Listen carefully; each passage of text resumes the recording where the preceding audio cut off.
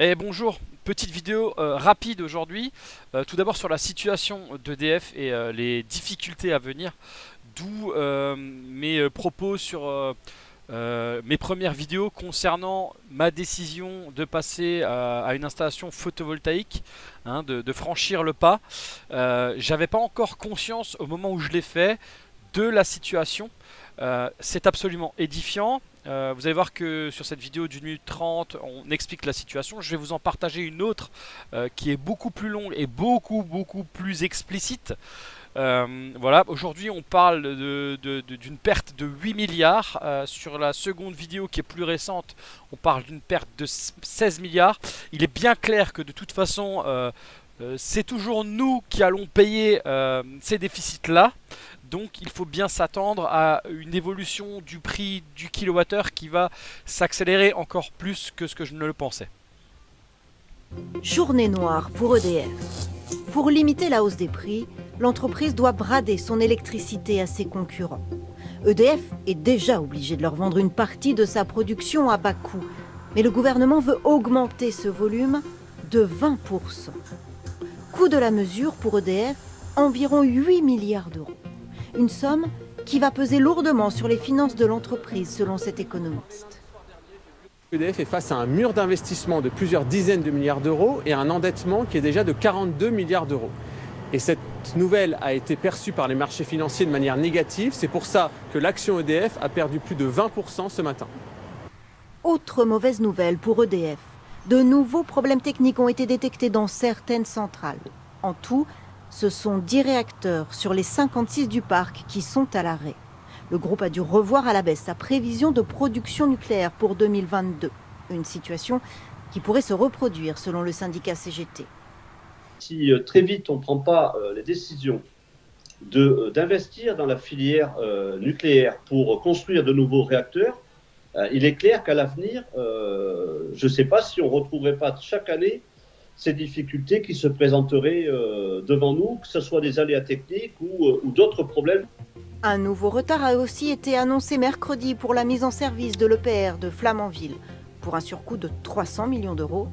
Semaine difficile pour l'entreprise. Donc cette publication date du 14 janvier. Il faut bien comprendre que les problèmes techniques annoncés dans cette vidéo, c'est l'arbre qui cache la forêt. Alors il y a une autre vidéo qui est beaucoup plus longue, je vais vous en partager le début. Elle est totalement édifiante, elle explique clairement le pourquoi du comment. Et je pense que ça va mener énormément de foyers dans de grandes difficultés. Voilà. Salut à tous et bienvenue dans Vite Fait, l'émission qui parle vite d'un fait. Et aujourd'hui, nous allons parler du dernier exploit de nos gestionnaires de l'année. On est le 15 janvier, ils ont déjà gagné la palme de la connerie. Ils sont tout simplement en train de couler EDF et tout l'avenir du système électrique français avec. Face à l'envolée des prix de l'électricité, Bruno Le Maire et Barbara Pompili sont intervenus courageusement pour limiter cette hausse à 4% afin de protéger le pouvoir d'achat des Français des conséquences de leur politique. Creusant au passage un petit trou de 16 milliards d'euros dans les caisses de l'État et d'EDF, mais c'est pas cher, c'est l'État qui paye. Alors voilà, je m'arrête là, je ne vais pas plus vous spoil sur cette information-là. Je vous laisse le lien de cette vidéo en commentaire, en description. Vous allez voir que c'est absolument édifiant. C'est même scandaleux. Vous allez apprendre par exemple qu'il y a certaines entreprises qui aujourd'hui préfèrent louer un groupe diesel et produire sa consommation électrique que de la prendre chez son fournisseur. Donc là, on est sur une démarche écologique qui est complètement foirée, on est sur une démarche économique qui est complètement foirée, c'est absolument scandaleux et nos responsables politiques, en dehors d'être des irresponsables et des incompétents, sont pour moi des assassins parce que là, il y a des gens qui vont... Enfin, ça va se passer très mal, quoi. Ça va partir en vrille, hein. Enfin, voilà. Voilà mon petit retour sur l'actualité fraîche concernant l'électricité. Alors, je vais passer à autre chose et je vais vous parler de mon taux d'autoconsommation puisque ça fait quelques jours que je suis en train de faire des comparatifs. Voilà, donc sur ces 6 derniers jours, on voit que j'ai entre 96, au plus bas 81,5 et au plus fort 98,36% d'autoconsommation. Donc on est sur un rendement qui est pour moi très intéressant, sachant que si je n'avais pas mes 3 PC qui minent de la crypto-monnaie, le rendement serait beaucoup plus faible. La question se pose maintenant sur les journées qui vont se prolonger, la puissance qui va augmenter. Le bruit de fond de mon installation de minage est d'à peu près 1000 watts. Il va falloir que je trouve des solutions pour que je réinjecte le moins possible sur le réseau EDF et pour auto-consommer le plus possible. Donc j'ai déjà exprimé l'envie d'installer une pompe à chaleur RR. J'ai découvert ce qu'est un routeur solaire. Donc on a des exemples ici, hein. Donc le routeur solaire, c'est en gros un petit automate avec un Tor qui va mesurer le taux de consommation et le taux d'injection. C'est-à-dire qu'à un moment donné, si on est en surproduction et qu'on injecte sur EDF, il peut activer une sorte de variateur, un triac qui va dévier cette énergie vers le chauffe-eau, et puis on peut avoir plusieurs voies. Donc une fois que le chauffe-eau est chaud, on peut alimenter par exemple un radiateur de salle de bain. Donc c'est une solution qui me semble intéressante.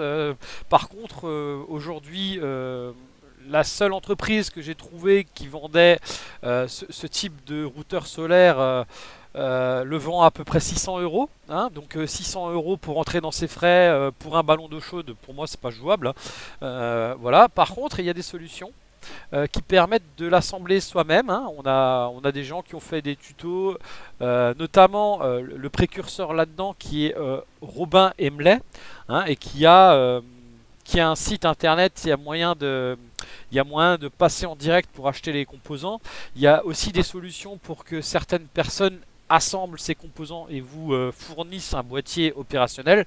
Moi j'aimerais bien arriver à me plonger un petit peu plus dans la technicité de cette solution.